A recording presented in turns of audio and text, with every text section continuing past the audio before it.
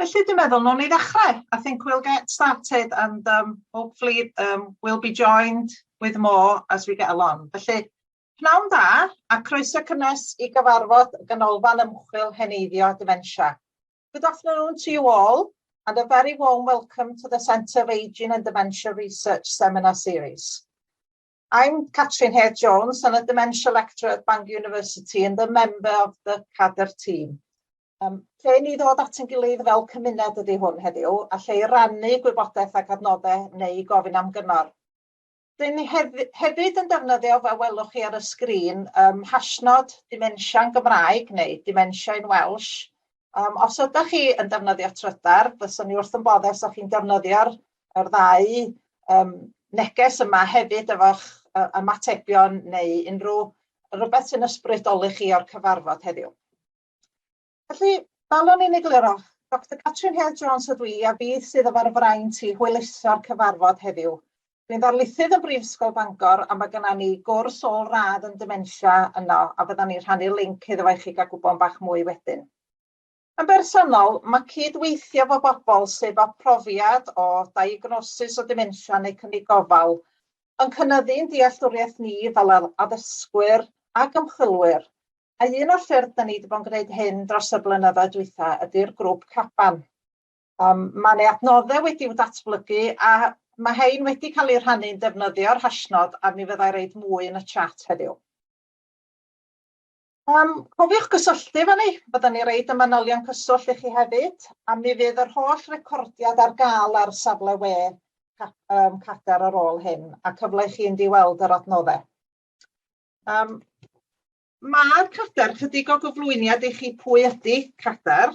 Mae yna sawl digwyddiad yn digwydd fel cyfres o seminarau, a mi fydd Rhi a Charlie yn rhaid links yn y chat i chi os ydych chi eisiau gwybod mwy amdano y seminarau sydd i ddod. Ac wrth gwrs, fel bob digwyddiad, fyswn ni wrth yn boddus a chi'n llenwi yr ffurflen adborth fydd ar gael yn y chat yn cael ei e-bostio i chi. Chydig o wybodaeth am CADR, wel, nod y ganolfan i ymchwil a heneiddio dementia, da ni'n cael nawdd gan Llywodraeth Cymru trwy ymchwil iechyd a gofal Cymru, ydy gweithio i wella bywydau bobl hŷn a rhai sydd mae dementia yn effeithio arnynt. Trwy integreiddio ymchwil, polisi ag rhannu ymarfer da.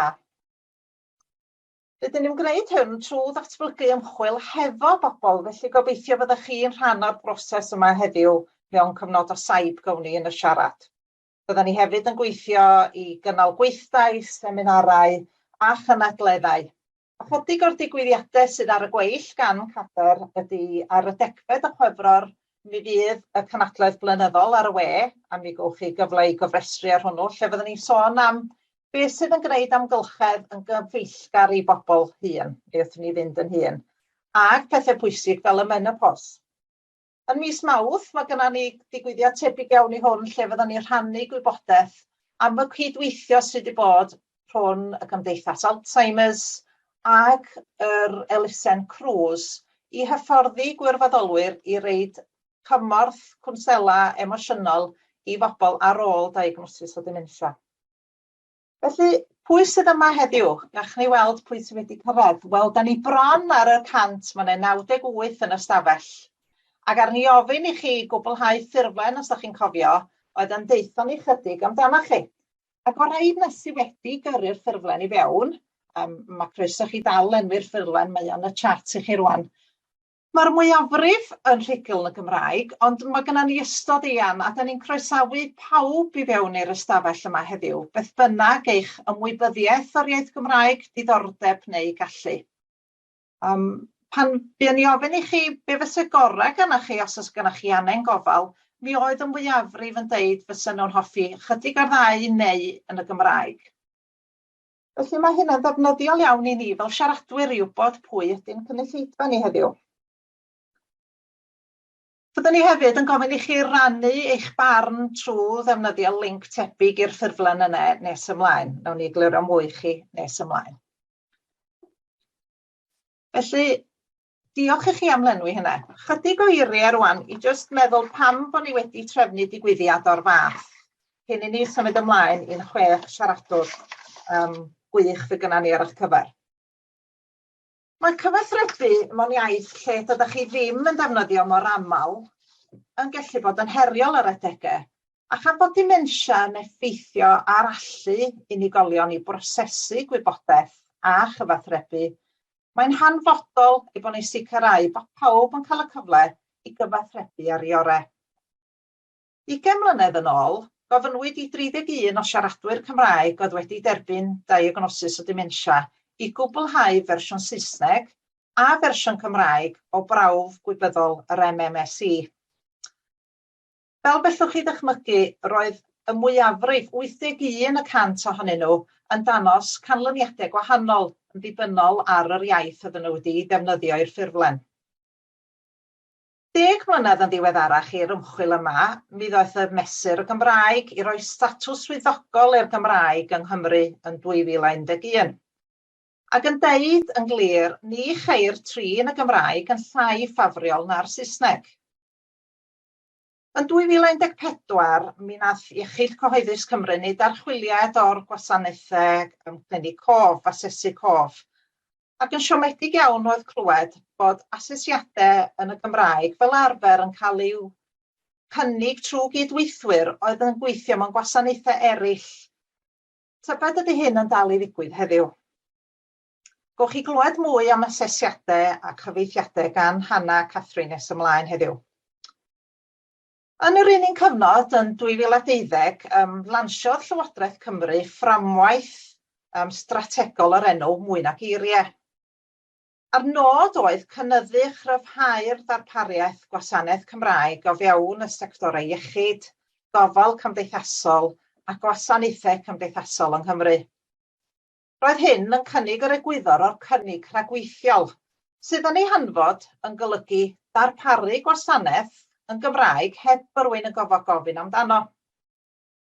Daeth gwerthusiad o hyn llynedd o'r fframwaith Mwy Nag Eiriau a dod i'r casgliad bod dal diffyg cydraddoldeb yn parhau rhwng y ddarpariaeth Cymraeg a Saesneg ar draws rhan o'r sector, a mae rhai cynrychiolwyr iechyd a gofal cymdeithasol yn parhau i gwestiynu y darpariaeth o'r Gymraeg. Yn 2018, ces i gyfle i ysgyhoeddi adroddiad o fewn yr adran ymchwil y Senedd. O hyn yn dilyn pryder bod siaradwyr Cymraeg efallai'n ar y deg yn mynd am gymorth amserol os ydyn nhw'n poeni amdani co. Hefyd yn yr un flwyddyn, comisiynodd yr Comisiynydd Iaith Gymraeg a'r Gymdeithas Alzheimer's adroddiad ag ymchwil trylwyr i brofiad siaradwyr Cymraeg o ofal dementia. Yn hwn, roedd 15 o argymhellion, gan gynnwys yr sefyllfa ynglŷn â asesiad yn y gofal Gymraeg a nifer fawr o'r eraill. Ers Mehefin 2019, mae'n ofynnol i'r byrdde iechyd gydymffurfio safonau ynglŷn â'r iaith Gymraeg. Ac oedd o'n bwysig yn 2018 bod yr cynllun gweithredu ar dementia wedi nodi bod gan siaradwyr Cymraeg sy'n byw gyda dementia bod nhw fod i dderbyn gofal a chymorth yn ei dewis iaith cyntaf neu dewis iaith. Bydd Huw Owen o'r Gymdeithas Alzheimer's a roi diweddariad i ni ar hyn nes ymlaen yn yr sgwrsio heddiw. Yn y 2 flynedd dwytha, rydyn ni wedi bod yn ffodus iawn o gyhoeddiadau yn yr iaith Gymraeg. Gyda ni Nad Fi'n Anodd wedi i'w gasglu gan Prydwen Elfed Owens a datod y mwy diweddar wedi wylygu gan Betty George. Y ddwy gyfrol yn rhoi profiadau dirdynol a pwerus iawn gan siaradwyr Cymraeg. Mae beth sydd angen i wneud bellach yn hen stori, a mae presenoldeb chi yma heddiw yn dyst i'r ffaith ein bod ni am gydweithio i wella'r sefyllfa. Mae dementia'n siwrne hir a chymhleth iawn, a bydd llawer angen cymorth gan weithwyr gofal. Llynedd, trefnodd y Gofal Cymdeithasol Cymru 2 ddiwrnod ar y we o ymwybyddiaeth iaith ac adnoddau, a fyddwn ni'n rhannu'r rhain i chi ar ôl y digwyddiad, i chi gael mynd yn ôl i wrando a defnyddio'r adnoddau. Heddiw, ydyn ni'n gwahodd chi ymuno efo ni ar y daith hir yma, a sicrhau bod anghenion a hawliau siaradwyr Cymraeg sydd wedi effeithio gan dementia yn cael eu cofio, eu parchu a'i sicrhau. Gewch 6 gyflwyniad fydd tua 10 munud yr un yn dechrau fo Betty George, newyddiadurwr ac ymgyrchydd uchel ei pharch, dwi'n siŵr mae llawer ohono ni yn ei adnabod yn barod. A hi olygodd y llyrf datod, sy'n llawn o gyfrifon personol a phwysig. Yna, bydd Conor Martin, ymgynghorydd yn Ysbyty Gwynedd, yn rhannu ei brofiad a'i ymchwil a gan Harald Higgins nes ymlaen o ran ymchwil mewn gwasanaethau gofal, cartref gofal. Yn ganolog i hyn i gyd, mae sicrhau bod bobl yn cael eu parchu a bod eu hawliau fel lleiafrif yn cael eu deall a'i cadarnhau. Mae ddiwrnod Santes Dwynwen, a gobeithio bod chi heddiw yn cofio i rannu'r neges efo rai rydych chi'n ei caru neu eisiau pasio neges. Ar ganol y sleid, welwch chi lun o'n trip Ysgol Sul ein pererindod i Ystrad Fflur. Aunty Maggie yn falch yn ein canol, dynes deallus ac anwyl iawn i ni gyd, bydd angen gofal mewn cartref lleol at diwedd ei hoes. Pan oedd ein pendwmpian yn lolfa y cartref gofal, roedd y gofalwr oedd methu siarad Cymraeg yn cael trafferth cael ymateb. Dywedodd un o'r preswylwyr Cymraeg, jyst wrth y person ei ddeud, coda Maggie, a dyma'n ymateb yn syth. A pethau bach sy'n greu pywedau pawb yn haws. Gobeithio, pawch chi'ch ysbrydoli heddiw i siarad am y gwaith pwysig sy'n digwydd, cyfrannu'ch profiadau a chawgrymiadau sy'n bwysig iawn i sicrhau gwell darpariaeth dros y 2 awr nesaf. Gyda'n gilydd, mi fedrwn ni symud y gwaith ymlaen. Mae gen pawb bŵer aruthrol i wneud newidiadau cadarnhaol y mywydau bobl, a hoffwn ddiolch yn ddiffiant i bawb sydd wedi gwneud heddiw'n bosib. Felly, ymlaen i'r agenda. Bydd cyfle i chi wrando ar Betty George a cofiwch roid negeseuon yn y chat. Mi fydd Conor Martin yn siarad am ei ymchwil. Wedyn, mi gawn ni gyfle i chi ofyn cwestiynau i Conor, oherwydd bydd Conor methu aros at y panel ar y diwedd. Cawn Hannah a Catherine wedyn yn canolbwyntio ar asesiadau, a wedyn fyddwn ni'n cael seibiant ar ôl 10 munud 15 awr i chi gael y reid eich ymateb ac symud o gwmpas yn bach. Wedyn ddawn ni nôl i wrando ar Harald Higgins yn sôn am ei ymchwil a gorffen efo Hugh Owen o'r Gymdeithas Alzheimer's yn reid y diweddariad i ni o ran y polisïau. Felly, ga i ofyn yn garedig i Betty George, dwi'n meddwl beth sydd gyda ni nesaf, i ddod i rannu chydig o'i sylwadau hi a rannu gwaith a hefyd yr gwaith yn golygu'r llyrf datod. Diolch yn fawr iawn, Betty. Helo, diolch Catrin, a siwt i chi gyd. I'm so grateful to Catherine really for inviting me to discuss with you the importance of the Welsh language in dementia care. I've so often called for a revolution in dementia care. I think you can see me. Yes, I think so. Start my video, it says. There we are. Yes, I've so often called for a revolution in dementia care, as there are so many defects to sort out, really. And for those whose mother tongue is Welsh, there are huge gaps. I know there are non-Welsh speakers listening to this, and I'm ever so grateful to you for joining us. And I'm thinking, just imagine if you lived in France and English is your mother tongue, and although your French is fluent, it still is your second language. And you develop dementia, and your second language becomes less fluent, as happens with a disease. How would you feel if you were in a care home or living at home and there was nobody around who could communicate with you? It would be difficult, wouldn't it? Well, I'm now switching to my mother tongue. Mae'n bwnc sy'n agos iawn at fy nghalon i, nid am fy mod i wedi cael profiad uniongyrchol o ddiffyg Cymraeg yn y gwasanaethau gofal dementia. Fe fues i'n gofalu am fy nghymar David am ryw 8 mlynedd, roedd ag Alzheimer's, ond diolch i'r drefen, doedd e ddim yn siarad Cymraeg. A dwi'n dweud diolch i'r drefen am y bydde hynny wedi ychwanegu at y problemau o gael unrhyw fath o ofal. Cofiwch roedd i benne mewn llyfrau dysgu Cymraeg a bydden ni'n cael sport yn aml. Fi'n cofio fe unwaith yn dod ar draws y gair moron. But how can you call carrots moron? They're not morons. Ond mae'n bwnc sy'n agos iawn at ynghalon ni am fy mod i yn y genhedlaeth yna lle mae'r hen dementia yn gallu taro rhywun. A dwi'n gweld fel mae'r diffyg yn y gwasanaethau o ran yr iaith yn effeithio ar bobl sy'n byw gyda'r afiechyd creulon a'i gofalwyr hefyd. Fe weles i'r effaith ar fy mrawd oedd ag Alzheimer's hefyd. Roedd e'n byw yn yr amwythig fel athro, wedi gweithio yn Saesneg ar hyd yr amser. A fe fi rhaid iddo fe fynd i'r ysbyty lleol. Ac roedd na 2 nyrs oedd yn siarad Cymraeg yno. A na ddiddorol oedd gweld i wyneb a'i ymateb i'r rheini. Roedd i wyneb yn goleuo lan bob tro oedden ni gweld nhw. Ac roedd e'n ymateb yn gymaint mwy positif wrth gwrs yn y Gymraeg.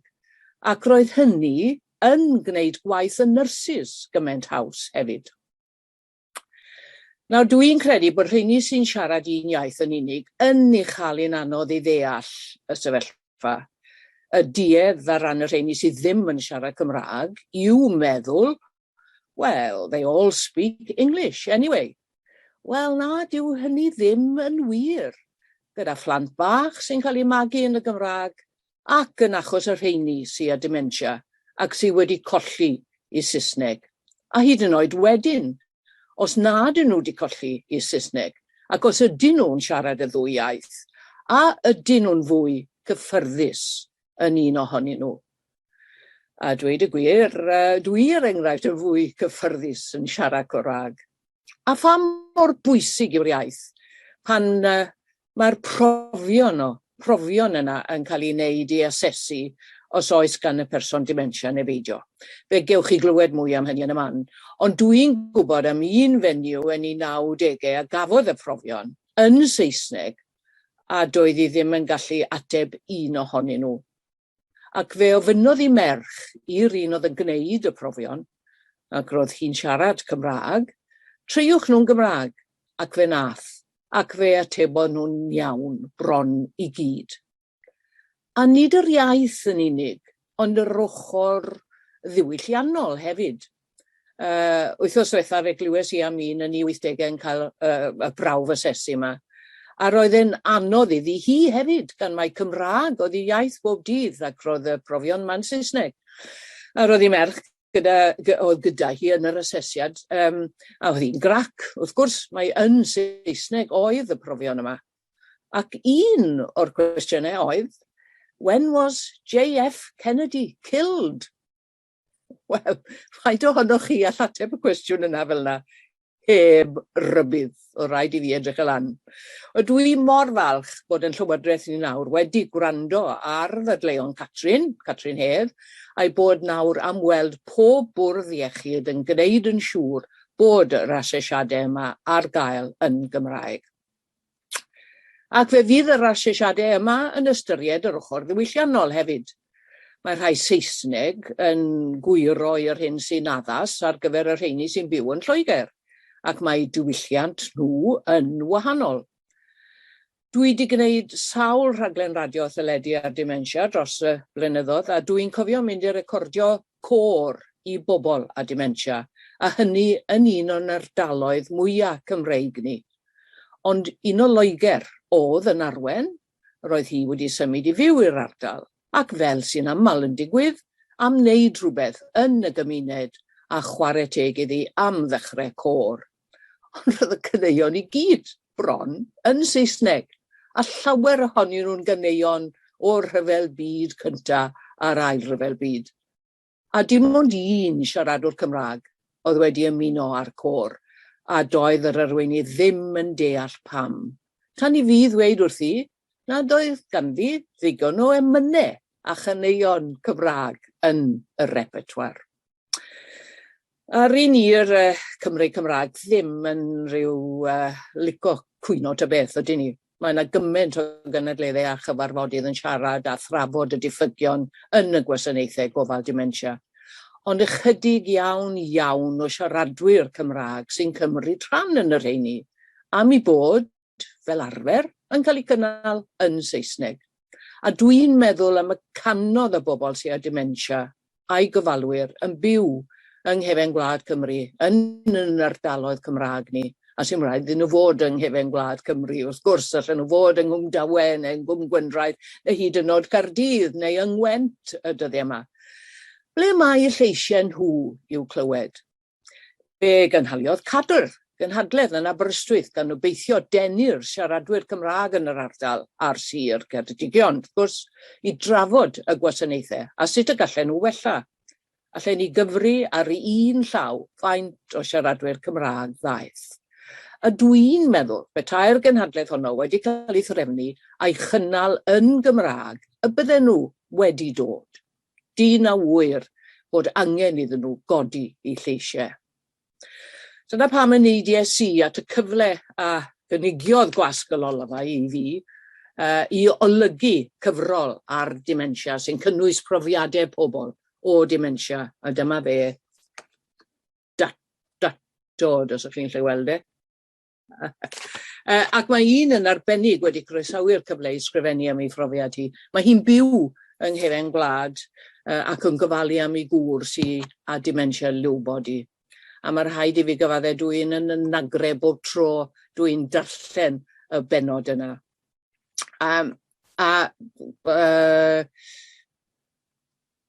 Allen ni, mae'r diffyg, mae hi'n dweud bod y diffyg yn y gwasanaethau yn ddifrifol. A cyn y Nadolig, roedd hi'n dweud wrtha i bod wedi gorfod talu dros 2,000 o bunnau yr wythnos am help. Cwmni preifat, wrth gwrs. Hynny tan iddi gael rhywfaint o help oddi wrth y cyngor sir. Cymraeg yw iaith yr aelwyd, ond am 6 blynedd roedd rhaid iddi frwydro am unrhyw fath o wasanaeth yn y Gymraeg. Mae'n rhyfedd iawn, erbyn hyn, mae gŵr, pan mae yn siarad yn Saesneg. Mae dementia yn rhyw afiechyd mor rhyfedd ac annealladwy. Ond mae'n dweud mae dim ond y rhaglen dechrau canmol. Mae'n gwylio'r y teledu a dyna'r unig beth sy'n ei dywelu, ac fe fydd yn canu gyda nhw. Mae yna benod wedyn gan un sy'n rhedeg cartre yng Nghastell Newydd Emlyn, a mae hi'n disgrifio'r amser ofnadw gelon nhw yn ystod cyfnodau gweitha'r pandemig. Ar un adeg, bydd rhaid iddyn nhw ddod i fewn a gofalwyr o agency, a doedd yr rhan fwyaf o'r rheini ddim yn siarad Cymraeg. Ond roedd 3/4 y preswylwyr yn Gymru Cymraeg, a llawer ohonyn nhw â dementia oedd wedi colli gafel ar ei Saesneg. Ac roedd hynny'n anodd iawn, meddai hi. A wedyn mae yna benod arall gan un ddechreuodd ganolfan gofal dydd yn Sir Ddimbych. Fe benderfynodd hi'n neud hynny ar ôl clywed am brofiad un wraig yn y pentre. Mae hi yn ei 80au ac yn Gymraes, sy'n anghyffyrddus yn siarad Saesneg. Roedd hi di mynd i ganolfan dydd mewn tre cyfagos. Y peth cyntaf ddigwyddodd oedd i bod hi wedi cael ei chyfarch wrth ei henw cyntaf. Yn y pentre roedd pawb yn ei nabod fel Mrs. neu Auntie. A'r unig beth oedd yno o ran gweithgaredd oedd bingo, a doedd hi eriod wedi chwarae bingo. A doedd yna ddim Cymraeg. Penderfynodd na fyddai byth yn mynd yn agos i ganolfan dydd eto. Ond mae'n un o ffyddloniaid y ganolfan dydd newydd yn y pentre sy'n wrth gwrs yn ganolfan Gymreig a Chymraeg. Mae Catrin Hedd hefyd yn gyfrannu'r gyfrol a'r Dr Conor Martin, fe gewch chi glywed yn y man, yn siarad am ei ymchwil. Ac mae'r enghreifftiau sydd ganddo yn brawf pendant bod angen cymryd y Gymraeg o ddifri pan rydyn ni'n trafod gwasanaethau gofal dementia. Ac mae angen i bob corff sy'n ymwneud â dementia ddeall hynny a rhoi'r Gymraeg wrth galon i cynlluniau a'i gweithgareddau. Nid mater o ddewis yw e, ond mater o angen. Diolch yn fawr. Diolch o galon, Betty. Diolch yn fawr iawn am eich sylwadau ac am eich gwaith caled yn ymgyrchu i sicrhau bod lleisiau Cymru Cymraeg yn cael ei cofio yn yr anen sy'n ei ddarparu gofal a danos parch pan dydyn ni'n gwynebu dementia. Reit. Nesa mae gennym ni Conor Martin, Dr Conor Martin, yn dod i rannu rhywfaint o'i ymchwil meistr trwy ymchwil nath o hefo Brifysgol Bangor ar ddylanwad iaith a diwylliant yn y cyd-destun mewn cartre gofal. A dwi'n gwybod bod rhai ohonoch chi ella hefo teulu yn eu ffrindiau mewn cartre gofal, ond hefyd bod ne bobl sydd yn berchen cartrefi gofal wedi ymuno efo ni heddiw. Felly, da ni'n falch iawn o'ch cael chi gyd yma a gobeithio nhw'ch chi fwynhau cyflwyniad Conor Martin. Diolch yn fawr iawn ti, Conor, am ddod i rannu dy brofiadau deitha. Diolch yn fawr iawn am yr cynnig i gael siarad, a diolch i Betty am roed drafodaeth mor grymus ynglyn â profiadau pobl a'i teuluoedd. Fel ydych chi wedi dweud, dwi'n feddyg yng ngofal yr henoed yn Ysbyty Gwynedd ym Mangor. Dwi'n dod o Fangor yn wreiddiol, bellach yn byw ar Ynys Môn. A dwi'n siarad amdan effaith y iaith Gymraeg ar les preswylwyr cartrefi yr henoed yng Ngogledd Cymru, sef, a dyna be oedd yr ymchwil ar ei wneud efo'r athro Bob Woods a Dr Siôn Williams yn Prifysgol Bangor. Felly,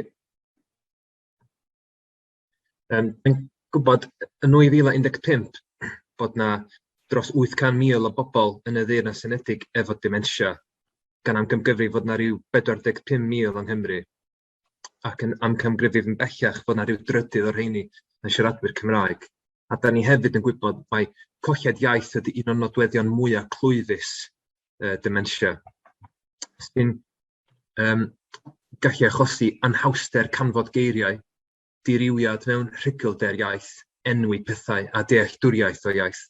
Mae rhugylder mewn dwy iaith yn lleihau, a mae ymyrraeth rhyngieithol yn gallu effeithio ar bobl ddwyieithol. Felly, y Saesneg yn dod i fewn i'r sgwrs Cymraeg a'r Cymraeg i fynd i fewn i'r sgwrs Saesneg.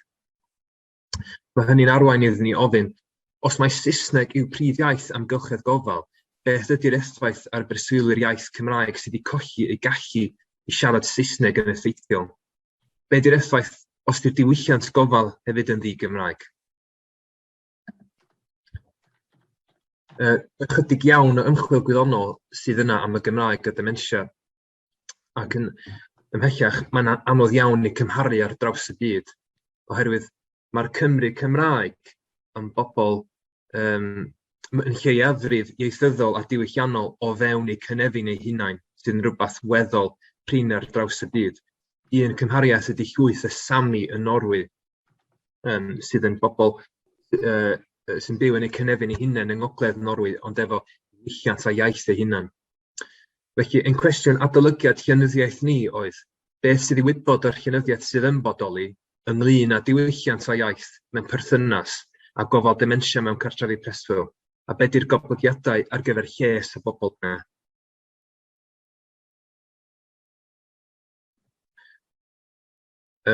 A be ddaru ni ffeindio o ran ochr diwylliant oedd bod presenoldeb cyfeddasrwydd diwylliannol yn cyfrannu tuag at llonyddwch, dealltwriaeth a symbyliad cymdeithasol i'r preswylwyr yna. Enghraifft, mewn cartrefni ethno-benodol yn Sweden i'r anwyr, roedd y gofalwyr yn siarad Persian a efo diwylliant Persian yn addas i'r pobl oedd yna, oedden nhw'n deud fod hynna'n helpu tuag at eu llonyddwch ni.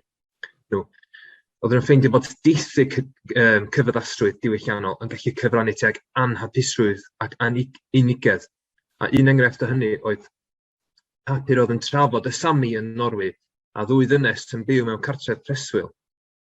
A un dydd yn sydyn, dyma nhw'n tynnu gyd o'r dillad gwely i ffwrdd o'r gwlâu a dechrau rhedeg o gwmpas y lle yn wyllt. A doedd y gofalwyr oedd yn dod o Norwy ond ddim yn Sami, oedd nhw ddim yn gwybod beth yn digwydd, felly ddaru nhw ffonio teuluoedd y ddwy ddynes. A dyma'r teulu yn esbonio bod y ddwy fenyw yn meddwl bod yn amser am trec y ceirw y Sami, a felly oedd nhw'n dod yn barod i fynd ar y trec drwy cael gyd o'r dillad yn barod. Ond oedd y gofalwyr ddim yn gwybod hynna achos oedd nhw ddim yn dod o'r un diwylliant.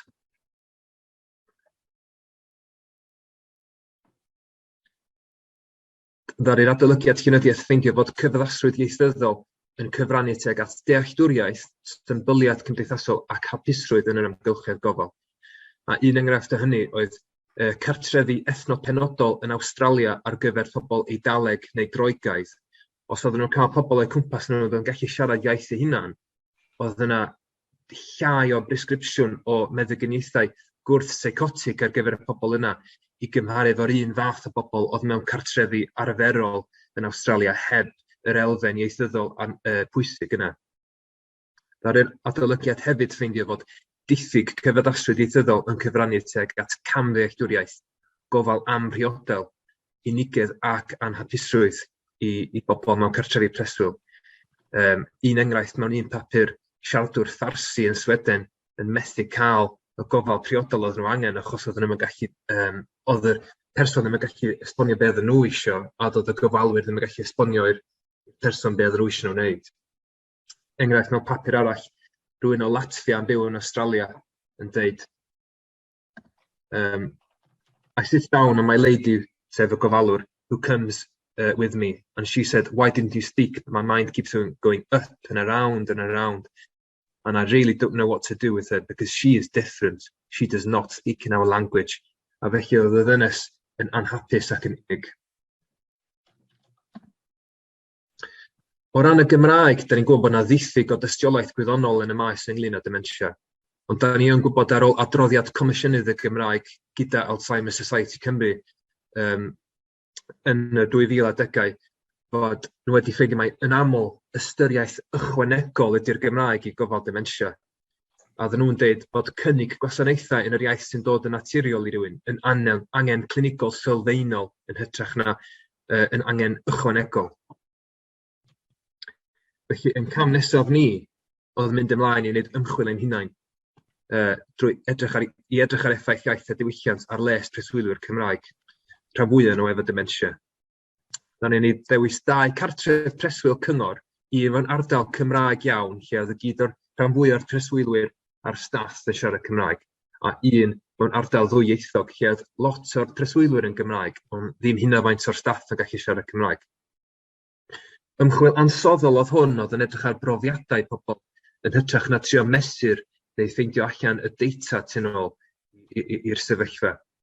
Ar ôl cael cysyniad y cyfranogwyr neu eu teuluoedd, roedd yna gofnodau o arsylwi yn y cartrefi lle oeddwn ni jyst yn edrych ar beth yn digwydd, a wedyn mi roedd yna sgyrsiau a phwrpas, sef fath o holiadur oedd wedi cael ei ddylunio o flaen llaw yn arwain sgwrs efo preswylwyr, staff a pherthnasau ynglyn â'r materion yma.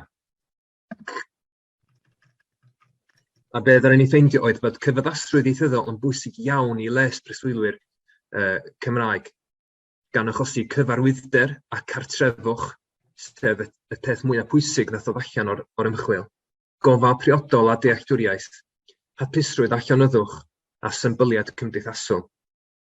Daru ni hefyd ffeindio bod diffyg cyfeddasrwydd yn cyfrannu at afles, gan achosi gofal amhriodol a camddealltwriaeth mewn gofal, unigedd a diflastod, anghyfarwyddder ac anghartrefwch. Yn ogystal, daru ni ffeindio bod trio darparu'r cyfeddasrwydd ieithyddol yn gallu bod yn her sylweddol i gartref preswyl.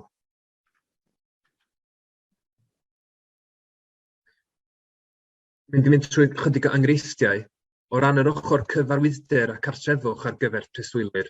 Dyma ni'n cael un yn dweud fod y gymuned yn fwy glos efo nhw yn y Gymraeg, yn y cartre mwy Cymraeg. Diolch yn ymhoeni de siaradau Saesneg, dwi wedi bod yn yr arni i wneud fy National Service, Saesneg o rhan fwyaf nhw, ond da chi'n fwy gartrefol yn y iaith gyntaf, a cartrefol oedd y term holl bwysig i ddod allan o'r ymchwil. O ran gofal a dealltwriaeth, dyma aelodau'r staff yn dweud pan maen nhw'n siarad yr un iaith, y iaith cyntaf y preswylwyr, mae'r dealltwriaeth gyda nhw o beth da ni'n ofyn iddyn nhw wneud yn ystod gofal. Os oedd yna diffyg iaith gofal, trin gofal yn y iaith priodol, rydyn ni'n ffeindio bod yna camddealltwriaeth yn digwydd, a dyma un preswylwyr yn dweud bys nhw ddim yn licio cael gofalwr Saesneg achos bys nhw ddim yn ei ddeall nhw.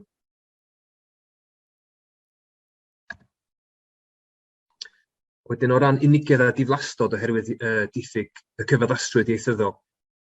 Yn yr cartref dwyieithog, oedd yna un preswylwyr wedi deithio ni, bys ma'n helpu iddo fo tas yna fwy o Gymraeg, a fysa'r pobl Cymraeg yn gallu siarad mwy efo'i gilydd wedyn. A ddaru ni ffeindio bod o yn tueddu i beidio mynd i weithgareddau Saesneg megis pobl yn dod i fewn i canu Saesneg efo caneuon Saesneg. Dipyn bach yn eitha tebyg i enghraifft Betty George efo'r bingo, oedd hyn jyst yn rhywbeth diwylliant, oedd o ddim yn gyfarwydd efo, a do'n tueddu aros yn ei stafell yn hytrach na mynd i'r gweithgareddau yna. Oedd diffyg cyfaddasrwydd ieithyddol yn gallu achosi anghyfarwyddder ac anghartrefwch. A oedd yr staff, er enghraifft, yn dweud bod yna lot o'r preswylwyr ddim yn hapus i siarad Saesneg. A dyma wraig un o'r preswylwyr Cymraeg yn y cartref dwyieithog dweud, if he's on a bad day, when he doesn't know what he's saying, the carers will walk past and he'll shout, da chi'n siarad Cymraeg?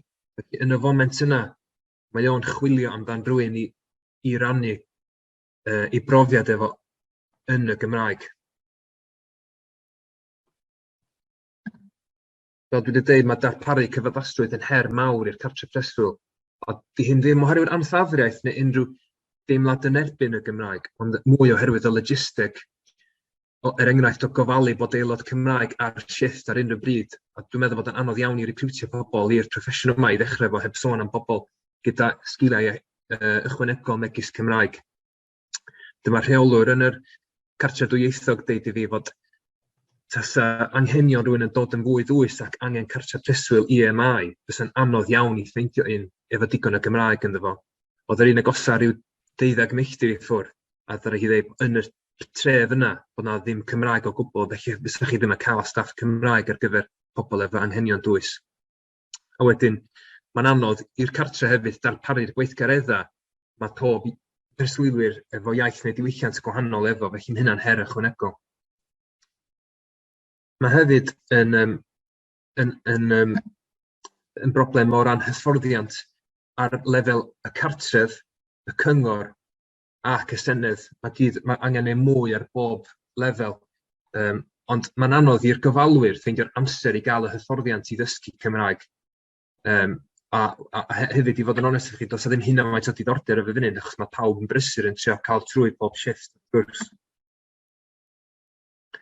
O ran yr ochr diwylliannol, ddaru ni ffeindio fod cyfaddasrwydd diwylliannol yn bwysig i les preswylwyr Cymraeg, ond yn llai bwysig na chyfaddasrwydd ieithyddol, ac y prif beth dod allan o cyfaddasrwydd diwylliannol ydy hapusrwydd.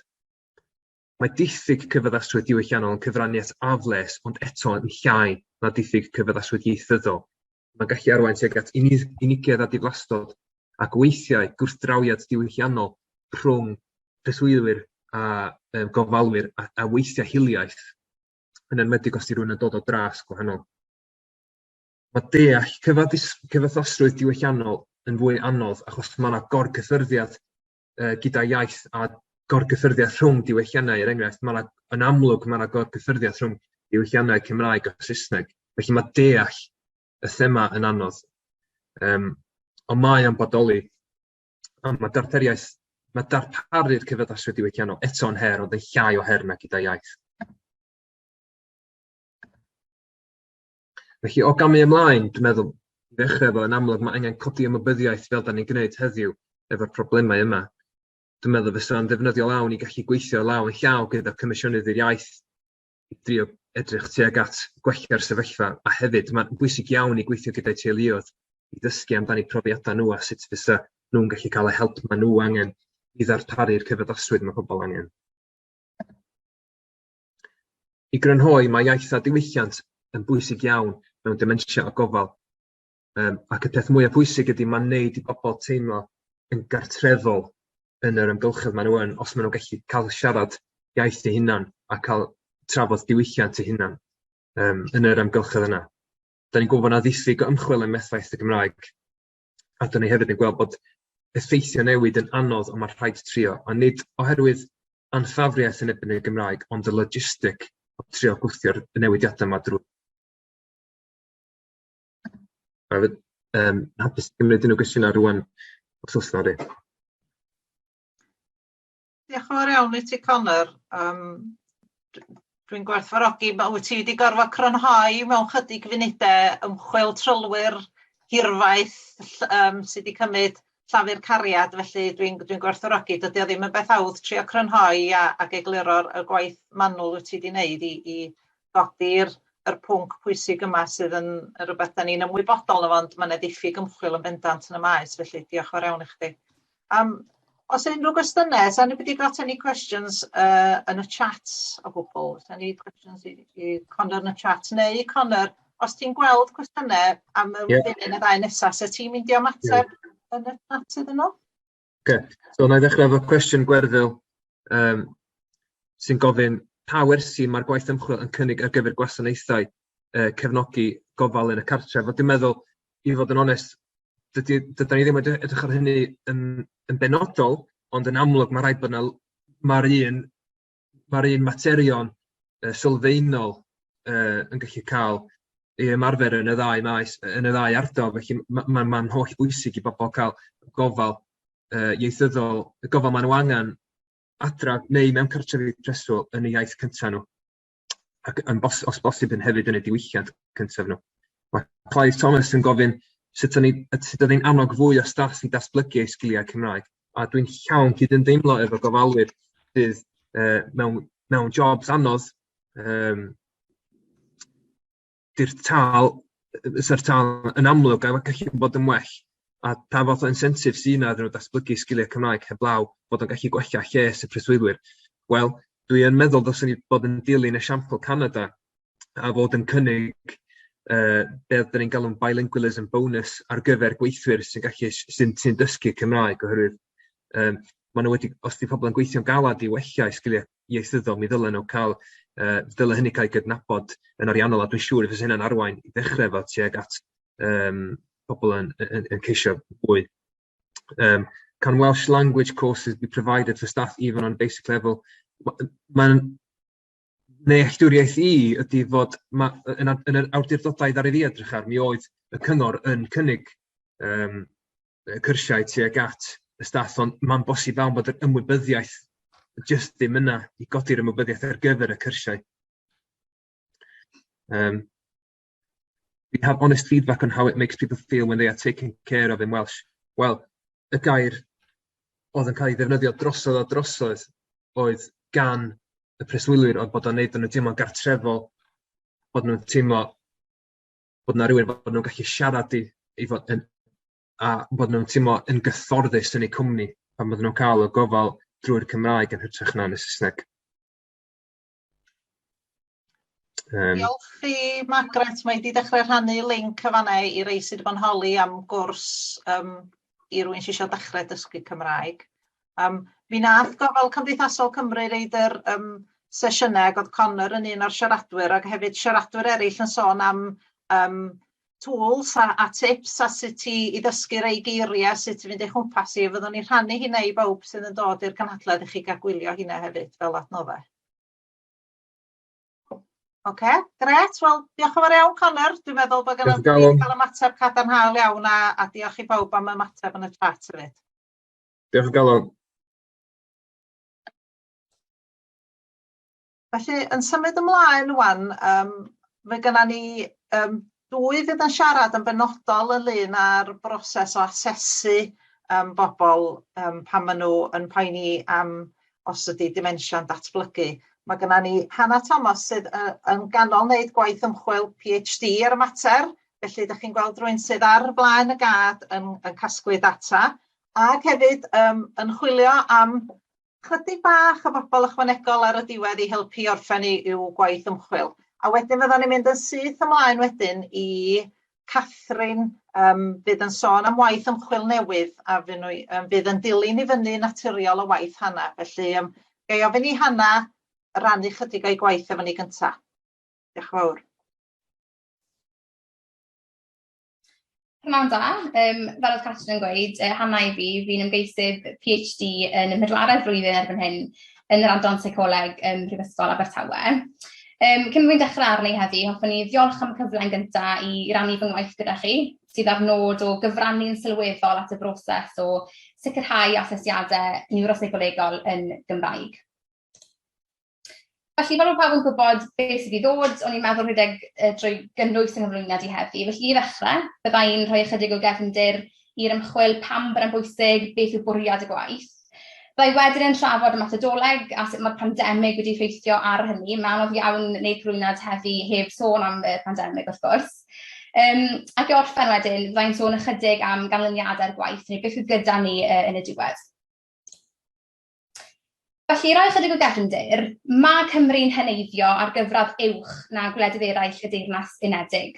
Roedd 18% o'r boblogaeth dros 65 mlwydd oed yn 2018, a disgwylir i hyn gynyddu i 26% erbyn 2033. Ni hefyd yn gwybod bod cyfraddau dementia hefyd yn cynyddu'n gyflym, ac amcangyfrifwyd bydd yn effeithio ar 79,700 o bobl yng Nghymru erbyn 2040, sy'n gynnydd o 74% ar ffigwr 2019. Felly, o ganlyniad i'r boblogaeth sy'n heneiddio a chynnydd yng nghyffredinolrwydd dementia, mae nifer y Cymru Cymraeg sy'n byw gyda dementia yn debygol o gynyddu, dyna'r gwir. Felly, mae'r gallu ganfod y cyflwr yn gynnar yn hanfodol i glinigwyr mwyn sicrhau bod yr ymweliadau'r gefnogaeth ofynnol yn cael ei sefydlu a'i gweithredu mewn modd amserol ac effeithlon. Felly, yn aml, mae symptomau cynnar dementia yn cael ei drysu a chynefydau eraill sy'n gallu arwain at gam-diagnosis. A mae hyn yn cael ei ddrysu ymhellach pan nad yw unigolion yn cael y cyfle i gyfleu eu symptomau neu fynegu eu teimladau yn eu hiaith o ddewis. A mae'r ffaith nad oes gan rai unigolion, fel y Cymru Cymraeg yn anffodus, fynediad at asesiadau gwybyddol priodol sy'n sensitif i iaith a diwylliant yn achos arall o bryder. Ni'n gwybod bod yna awydd cynyddol yng Nghymru am fynediad at brofion gwybyddol trwy gyfrwng y Gymraeg. Enghraifft, mae adroddiad gan Gomisiynydd y Gymraeg yn 2012 yn disgrifio profiad gofalwraig a aeth ein mam at 20 teulu ar gyfer asesiad gwybyddol yn Saesneg. A fel chi'n gweld o'r dyfyniad fyna ar y sgrin, oedd e'n brofiad eitha anymunol i ddweud y lleiaf fi'n credu, ond mae'r math hwn o brofiad yn parhau i ddigwydd gweithio'r ffaith bod safon 78 o reoliadau safonau'r Gymraeg 2018 yn datgan bod yn rhaid i wasanaethau gofal sylfaenol ystyried cyfleoedd i bobl ddefnyddio'r Gymraeg, ac i beidio thrin y Gymraeg yn llai ffafriol na'r Saesneg pan fydd penderfyniadau'n cael ei gwneud mewn perthynas a ddarparu gwasanaeth gofal. A mae'n bwysig nodi fan hyn hefyd, mae nad grwpiau clinigol yn unig sy'n galw am asesiadau yn y Gymraeg, a lle'n sicr ddweud o'n profiad i o asesu'r sampl normadol ar gyfer fy ngwaith, bod unigolion heb dementia mor frwdfrydig i gael asesiadau Cymraeg. Maen nhw'n anfon e-byst atau cyn eu sesiwn gyntaf yn gofyn, Hannah, allai gael y sesiwn gyntaf yn y Gymraeg, byddai'n fwy hyderus ac yn fwy cyfforddus. Yn arwain arwyddocaol o ystyried, dyn nhw ddim yn cael ei asesu am unrhyw reswm clinigol fan hyn, dim ond i gymryd rhan mewn ymchwil yw e. Felly, fi'n siŵr bod pawb yn deall, mae'n eitha amlwg erbyn hyn, bod asesiadau gwybyddol yn Nghymru fel arfer yn cael ei cynnal drwy gyfrwng y Saesneg. Ac efallai bod hyn yn digwydd oherwydd diffyg asesiadau priodol yn Gymraeg, fel fi wedi sôn. Ond hefyd, fel nath Betty sôn gynnau, mae rhan fwyaf o siaradwyr Cymraeg yn rhugl yn Saesneg. Well, why does it matter you speak English anyway? Ac efallai bod clinigwyr yn sybio i bod hi'n hollol briodol i asesu gallu unigolyn Cymraeg yn Saesneg yn unig. Ond wrth gwrs, ni'n gwybod bod yna'n anghywir. Ni'n gwybod o'r llenyddiaeth bod perfformiad yn yr asesiadau yn amrywio, yn dibynnu ar iaith yr asesiad. Ac felly gallai cynnal asesiad yn Saesneg gyda siaradwr Cymraeg brodorol neu rheini sy'n fwy hyderus yn y Gymraeg, ei rhoi o dan anfantais. Wel, sut? Pam bydde hyn yn digwydd? Wel, gall siaradwr Cymraeg fod yn llai hyderus yn Saesneg a gorfod cyfieithu'r cyfarwyddiadau yn ein meddyliau i ddeall y dasg yn iawn, cyn rhoi ateb yn Saesneg. Ac eto, fi'n bendant wedi dod ar draws hyn yn ystod fy ngwaith gyda'r cyfranogwyr. Mae rhai yn dechrau ateb fi yn y Gymraeg mewn asesa'r Saesneg ac yn gweud, sori Hannah, Saesneg mae hwn nawr, a wedyn yn cynnig ateb yn Saesneg. Felly pam bod hyn yn broblem? Pam bod hyn yn bwysig? Wel, gallai unigolion o'r fath gymryd mwy o amser i brosesu a deall cyfarwyddiadau'r dasg ac o ganlyniad gynnig ateb yn hwyrach neu'n arafach efallai. A mae hyn yn arbennig o bwysig o ystyried yng nghyd-destun tasgiau sydd wedi hamseru, neu rheini sy'n defnyddio amser ymateb, sef reaction time, yn fesur o berfformiad a gallu gwybyddol.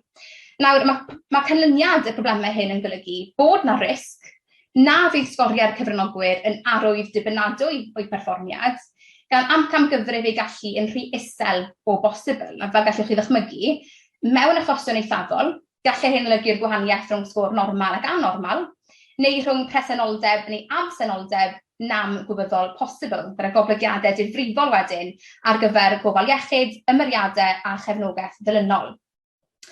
Mae'n bwysig nodi hefyd, bod effeithiau'r anallu yma i gyfathrebu drwy gyfrwng dywysog yr unigolyn yn mynd y tu hwnt i effeithiau posibl ar broffil gwybyddol.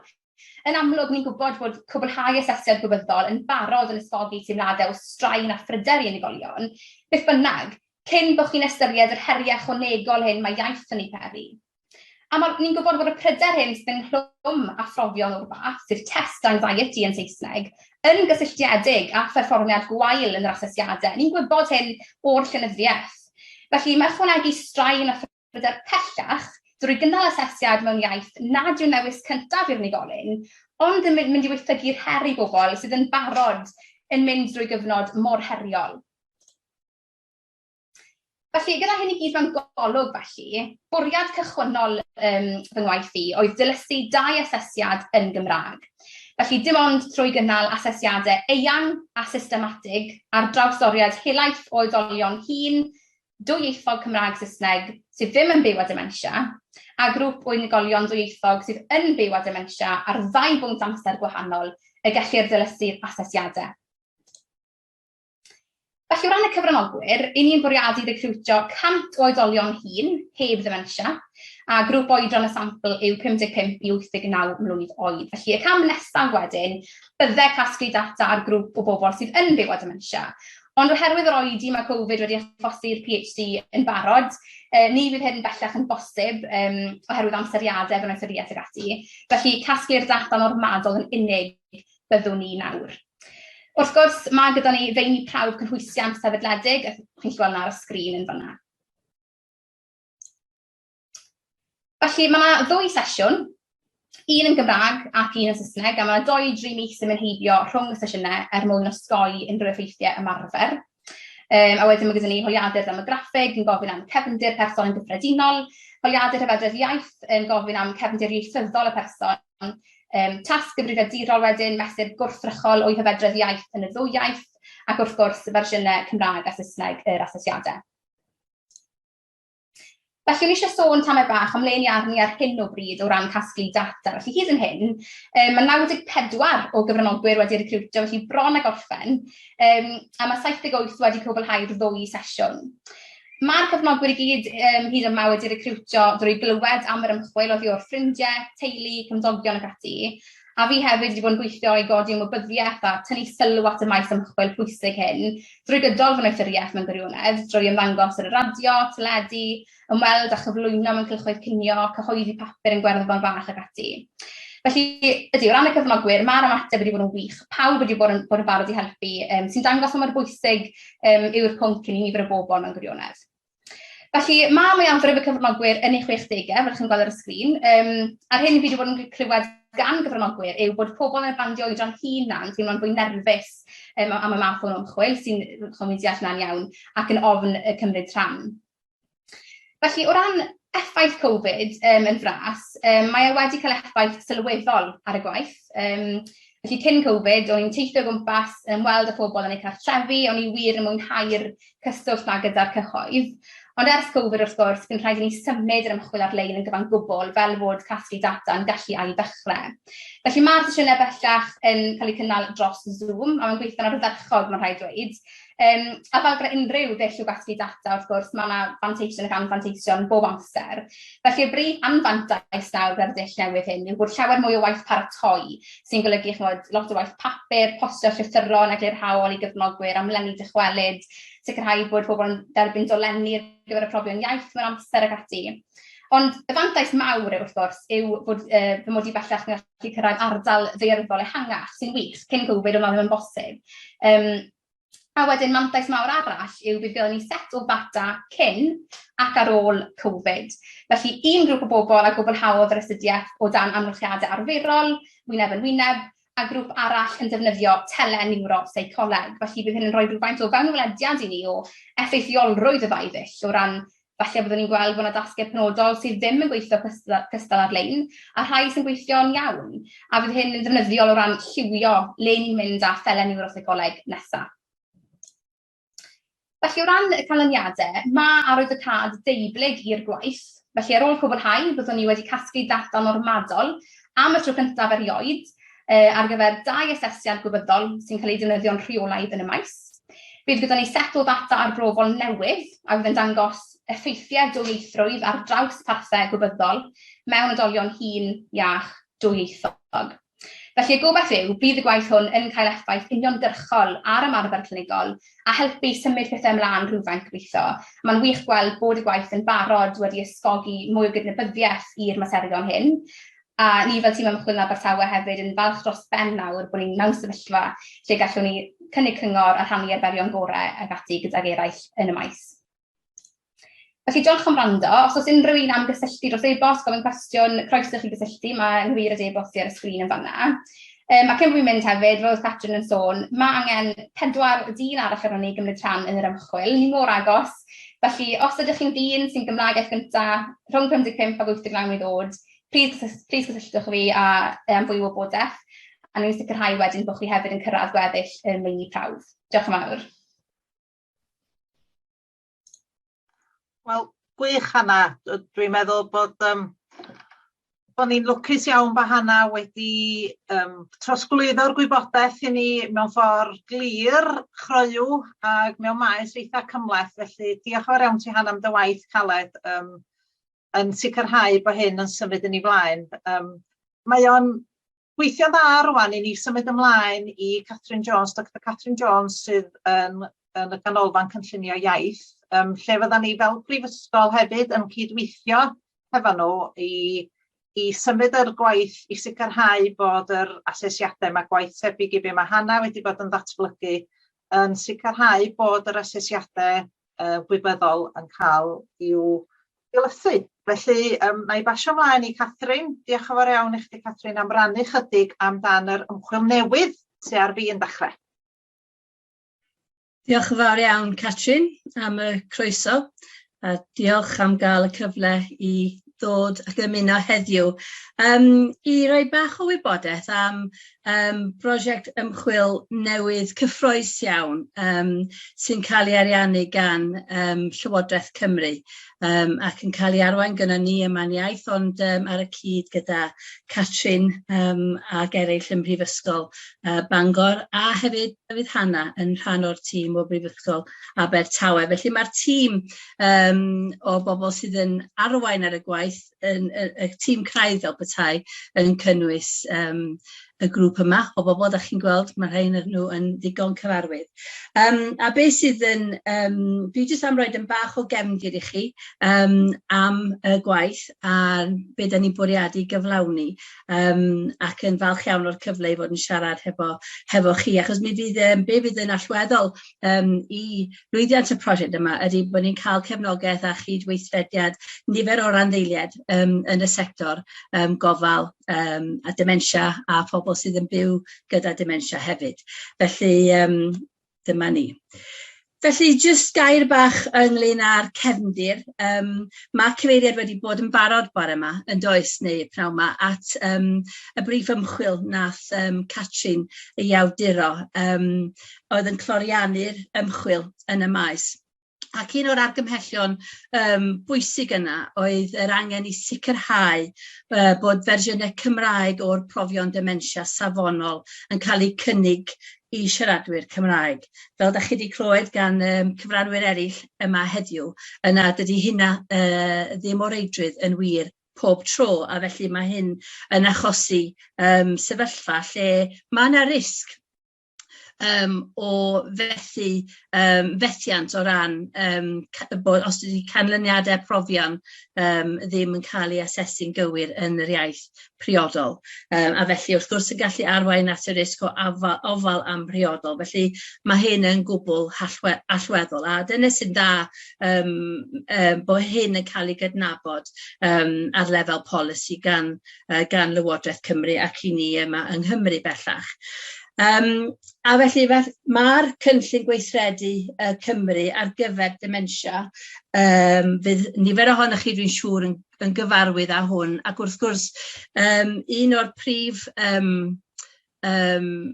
pwyntiau fama ydy'r angen i weithio gyda'r rhanddeiliad i nodi a defnyddio'r offerynnau asesu dementia mwyaf cadarn a ddilyswyd yn gyligol i'w defnyddio yn y Gymraeg a chomisiynu ymchwil yn ôl yr angen.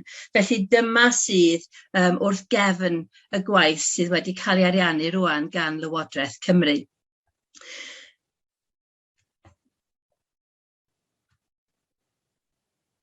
Mi fydd rhai o'ch chi'n ymwybodol bod na nifer o'r asesiadau gwybyddol cryno wedi cael i'w cyfieithu gan llais, a da chi'n gweld rhai ohonyn nhw yn cael eu rhestru fanna, gyda rhai eraill hefyd wedi cael eu cyfieithu i'r Gymraeg. Felly mae gynnon ni set o asesiadau sydd yn cael eu defnyddio rheolaidd ar gyfer asesu gallu gwybyddol pobl ar gael yn y Gymraeg. A mae yna rhywfaint o waith dilysu a data normadol cyfyngedig ar gael ar gyfer y profion hyn. A dyna wrth gwrs sydd mor bwysig am y gwaith wahana wedi'w cyflawni sydd wedi bod yn gyfrifol am casglu data normadol ar gyfer dau o'r profion yma. Felly dyma'r cefndir sydd o ran y lle dan ni arni ar hyn o bryd, bod na asesiadau ar gael gynnon ni yn Gymraeg, ond pa mor ddibynadwy ydyn nhw sydd yn bwysig, a felly mae'n hollol bwysig bod hynny yn cael i'w safoni. Felly dyna yw prif nod felly y gwaith ymchwil yma, ydy sefydlu cadernid y profion sydd am gael ei ddefnyddio yn y Gymraeg. A fyddwch chi sydd yn gweithio yn y sector fel clinigwyr yn gwybod pa mor bwysig ydy felly bod yn gwbl hyderus yn hyn Ac i hefyd, os ydych chi'n cofio pobl eraill yn crybwyll bore yma, ydy'r peryg bod pobl wrth gymryd prawf mewn un iaith neu'r llall ddim o reidrwydd yn sgorio yr un fath. Ac un o'r pethau eraill sydd yn bwysig ac yn nod i'r ymchwil yma ydy sicrhau bydde dau berson sydd ar un graddau o nam gwybyddol yn gallu sgorio yr un fath ar y profion gwybyddol, fel bod nhw'n cael tegwch llawn beth bynnag byddai dewis iaith nhw yn fama. Ac wrth gwrs mae hwn yn mynd i fod mor bwysig yn dydy i'r maes o ran sicrhau bod clinigwyr yn teimlo bod nhw efo hyder llawn yn illustrwydd y profion sydd wedi cael ei ddefnyddio, wedi cyfieithu i'r Gymraeg. Fydd yn ei dro wedyn yn rhoi yr hyder i ni sydd yn byw hefo dementia ac yn gofalu am bobl ac anwyliad hefo dementia er mwyn sicrhau bod ni'n yn gwbl sicr bod yr asesiadau yn arwain at y driniaeth a'r gofal, y priodol i'r unigolyn, pwy bynnag ydyn nhw ac yn lle bynnag yng Nghymru y maen nhw yn bodoli. Ac wrth gwrs mae'r gwaith yma yn mynd i fod hefyd yn cefnogi'r gwaith ar lawr gwlad o ran cyflawni'r cynnig rhagweithiol ar draws y sector iechyd a gofal. Felly mae o'n ran o hwnna hefyd.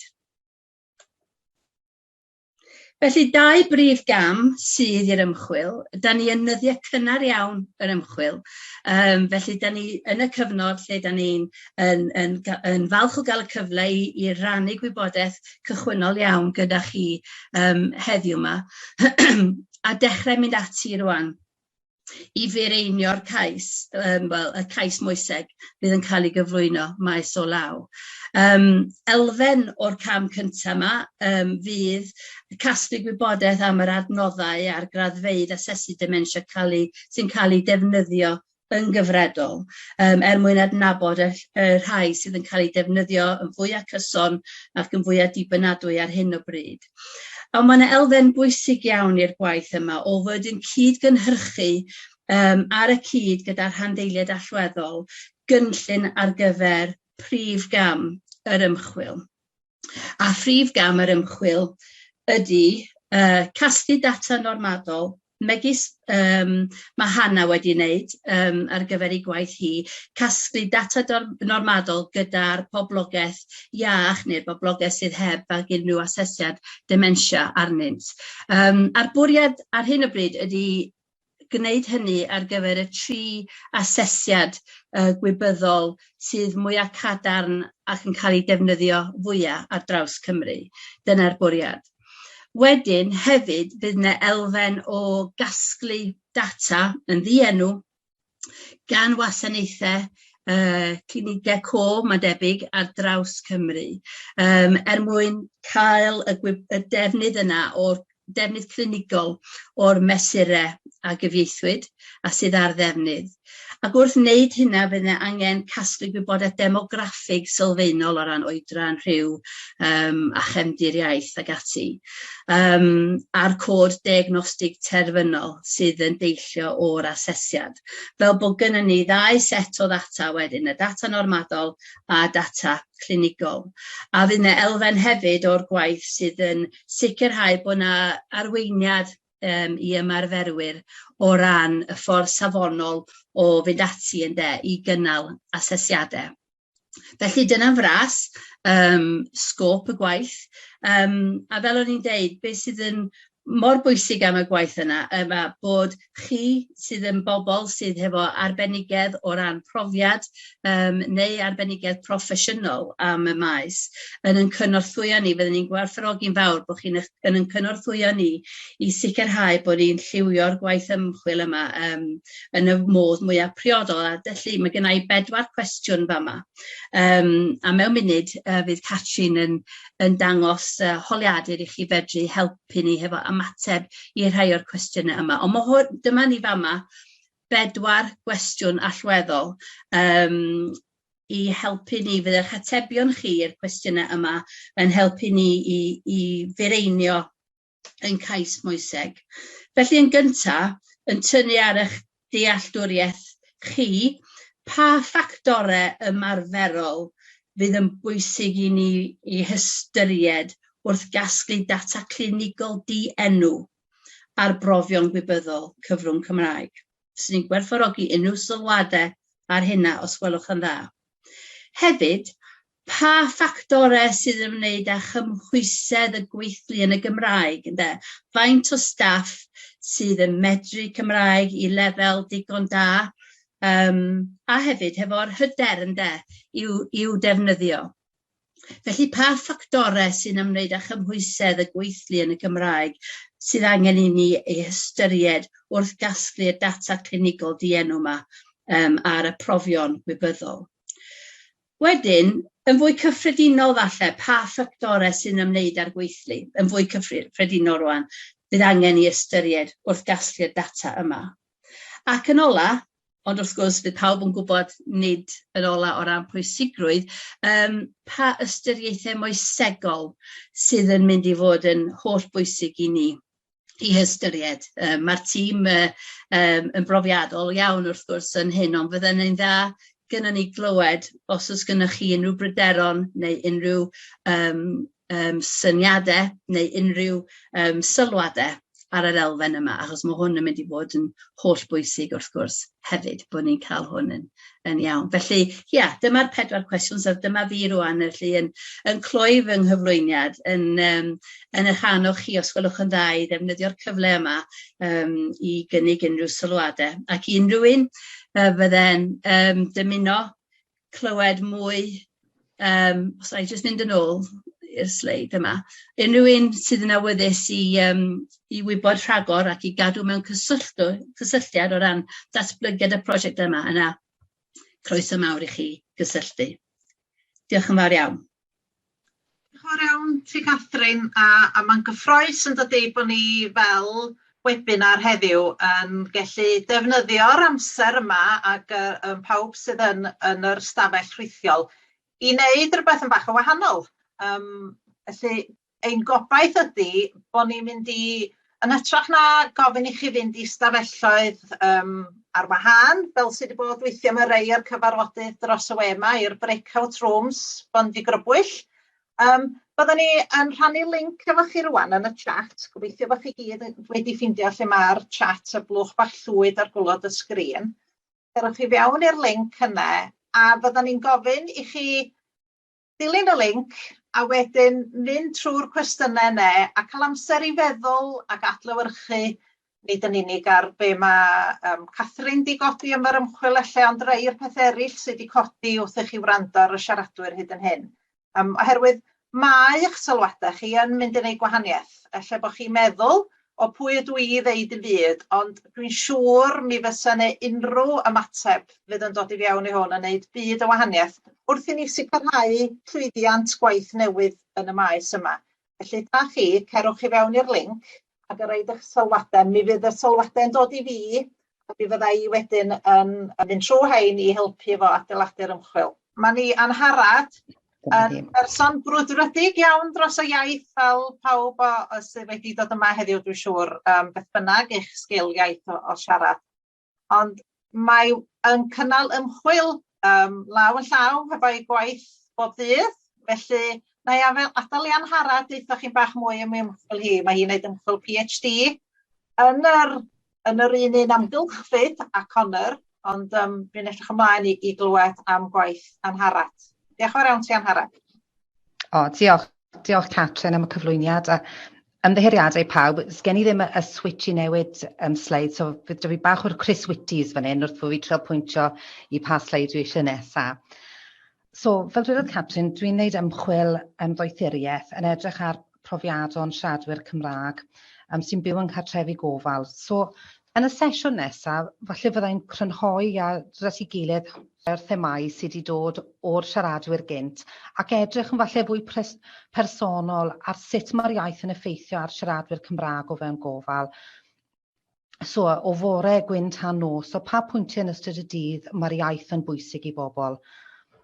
So, fel dwedais i, dyma fy ymchwil yn edrych ar beth sydd yna mewn darpariaeth gofal nyrsio a phreswyl yng Nghymru i siaradwyr Cymraeg, beth yw'r cyfleoedd, beth sy'n gweithio'n dda, beth allan ni ddysgu o, a pa effaith mae hwn yn cael ar ei unigolion. Fel medd Chris Whitty, next slide please.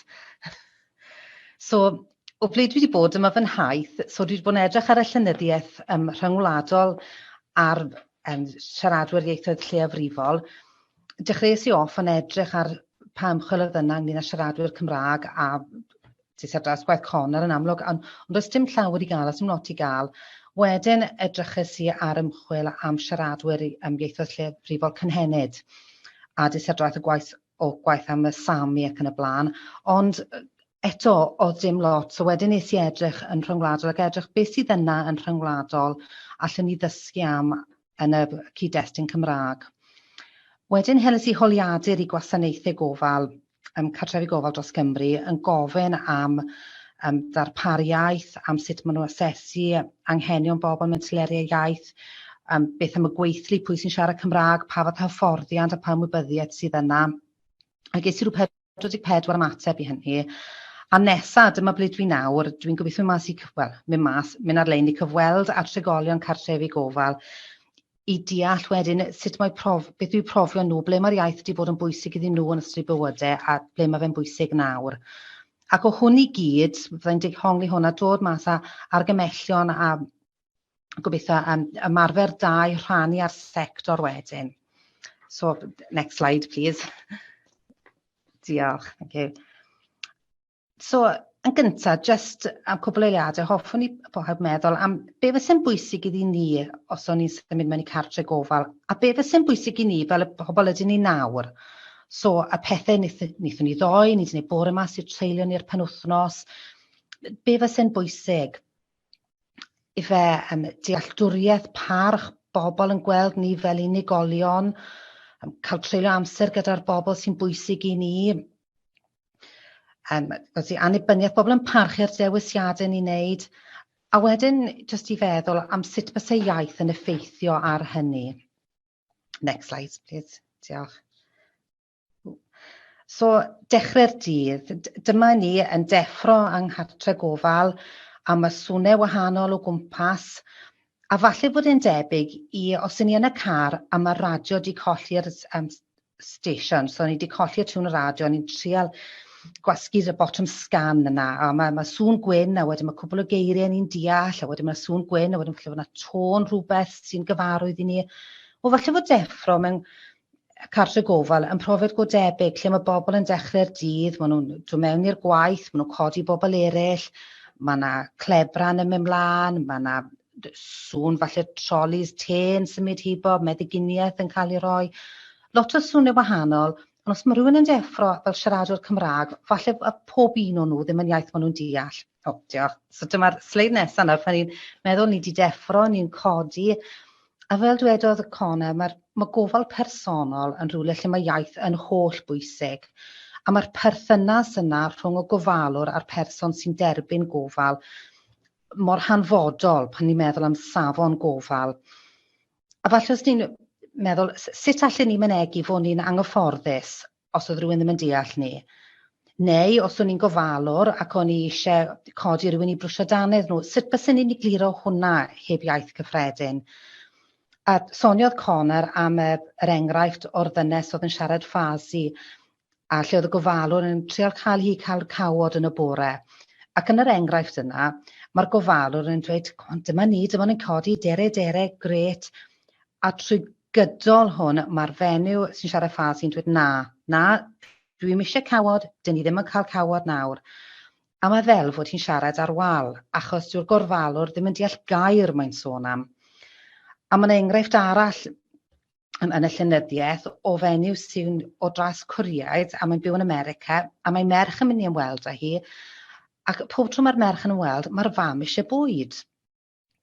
A mae'r ferch yn dweud, mam, pam nes ti'n gofyn am bwyd amser brecwast, os neb di sôn fod yn amser brecwast heb bod to, a dyma'r ferch yn siarad ar gofalwyr, a dyma nhw'n dweud, o na, dwch fam, beth eisiau bwyd amser brecwast, ond just diffyg deall yw e. So mae'r perthynas yna, a'r link trwy iaith a'r gofalwr yn holl bwysig. So next, please. Next slide, please. Na fe. A dwi'n gwybod fod hwn ddim yn uniongyrchol i wneud ar iaith, ond mae fe'n agwedd diddorol o'r ymchwil i profiadau siaradwyr ieithoedd lleafrifol pan ni'n edrych ar bwyd. Ac yn diddorol, falle blas ar yr ogle'r blas ynynghegau fydd y peth ola sydd dan ni, yr cyfeiriad diwylliannol ola sydd ganddo ni. So os mae rhywun yn mynd mewn i'r cartre gofal, pwy mor cyfarwydd byse'r bwyd o flaen nhw? A falle fydd llai o dewis gan nhw'n be maen nhw'n cael i frecwast cino a swper yng nghartre gofal. A dwi'n meddwl am be fytes i frecwast bore yma, be fytes i frecwast ddoe. A sut fi nath gall dewis hynny, a newis i oedd pwy mor bwysig mae'r dewisiadau yna. A fel un enghraifft bach, o'n heili, oedd gen i hen fodre bod wedi bod yn llysieuwraig gydol oes. A pan symudodd hi cartre gofal, nath hi dechrau bita cig. A dim achos oedd ei egwyddorion hi wedi newid, ond oedd e'n haws. Oedd e jyst yn haws ffito mewn â pawb arall. A fel meddai Betty gyda, ambell waith mae siaradwyr Cymraeg yn ffito mewn achos mae fe jyst yn haws. So, next slide, please. So wedyn mae rhywun wedi codi, maen nhw wedi gwisgo, maen nhw wedi bita. Sorry, can I have the next slide, please? a maen nhw'n mynd mewn i'r stafell fyw. Mi gewn i'r sleid nesaf, gobeithio. Fel dwi'n pwyntio fydd rhywun yn... O, falle fod yna rhyw broblemau. Wrth fod nhw'n gweithio fe mas nawr, maen nhw'n mynd mewn i'r stafell fyw, a falle bod y teledu'n chwarae, falle bod yna siarad, falle bod yna clebran, chwerthin, sgyrsiau, papurau newydd o gwmpas lle. Dyma ni. Thank you, diolch. A mae'r seinweddau yna, y wal sain, yn gallu helpu bobl teimlo mae dyma lle yw cartre nhw, neu teimlo yn eitha estron, a fel dyn nhw ddim eisiau treulio amser yn y sefyllfa yna. Dwi'n siŵr, os ni'n meddwl nôl, yr amser lle fi o'n i'n gallu mynd i partion, a dwi ddim yn gwneud pwynt gwleidyddol fyna, ond pan fi o'n i'n cael mynd i partion, sut teimlo dyw cyrraedd parti a dyn ni'n nabod neb. A ni'n trial ffeindio rhyw bachyn lle allan ni ymuno ar sgwrs, lle pethau cyffredin dro, dwi wedi bod fyna, dwi'n gwybod beth chi'n sôn am. Wel, os mae barier iaith yna, mae fe'n fwy anodd byth ymuno. A wedyn mae bobl yn yr ymchwil, mae bobl yn fwy dieddol o mynd nôl at ei stafelloedd a treulio amser ar ei ben ei hunan. So, next slide, please. So, mae'r iaith felly yn gallu fod yn blatfform cyffredin i helpu bobl adeiladu cyfeillgarwch, i dod i nabod ffrindiau, i rhannu siarad bach, i dod i nabod ei gilydd. A mae byw rhywle lle ni methu wneud hwnna yn gallu fod yn brofiad unigol iawn. Mae bobl yn mynd yn unig, sy'n maen nhw fwy debygol o treulio amser ar ben eu hunan, a ni gyd yn gwybod fod unigrwydd yn gallu peri los seicolegol a corfforol i bobl. Mae'r enghreifftiau yn yr ymchwil o un fenyw yn dod o tras Anglo-Indiaid ac yn byw yn Awstralia ac yn byw mewn un cartre gofal, lle oedd neb yna dar un profiadau â hi, neb yn rhannu iaith a profiadau gyda'i, a mae merch yn sôn am y wahaniaeth nath ei iddi hi o symud rhywle lle oedd bobl â hanes debyg iddi hi. So, diolch. Next slide, please.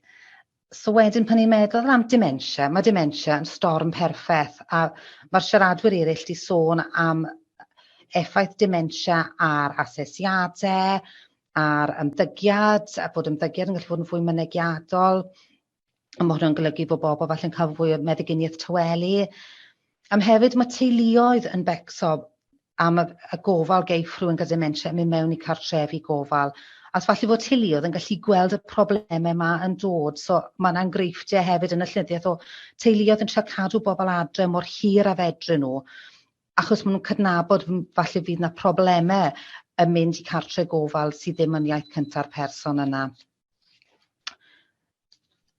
So, ar diwedd y dydd, mae symud mewn i cartre gofal yn ddigwyddiad arwyddocaol iawn ym mywyd rhywun, all bywyd rhywun gwella i'r gweitha neu i'r well. Mae'n cael effaith a iaith yw'r bont yna, lle fod yn bont rhwng bywyd blaenorol rhywun a'r bywyd lle maen nhw nawr. So, un peth dwi eisiau jyst rhannu â chi'n gyflym ar y diwedd nawr yw'r holiadur o'n i'n sôn am. Nes i anfon y holiadur yma mas i cartrefi gofal ledled y wlad, a cwpl o'r cwestiynau gofynes i oedd un, pan mae bobl yn dod i chi am asesiad, ydyn nhw'n gallu cael asesiad yn y Gymraeg? A'r smotiau fach gwyrdd yw lle mae bobl di ateb yn dweud gallen cael asesiad yn y Gymraeg, naill trwy aelod o staff, neu trwy aelod o'r teulu, neu trwy cyfreithiwr. Nawr, dwi'n meddwl bod ni gyd yn cydnabod mae yna anawsterau trwy cael teulu falle neu cyfieithwyr yn cyfieithu am be mae rhywun yn dweud.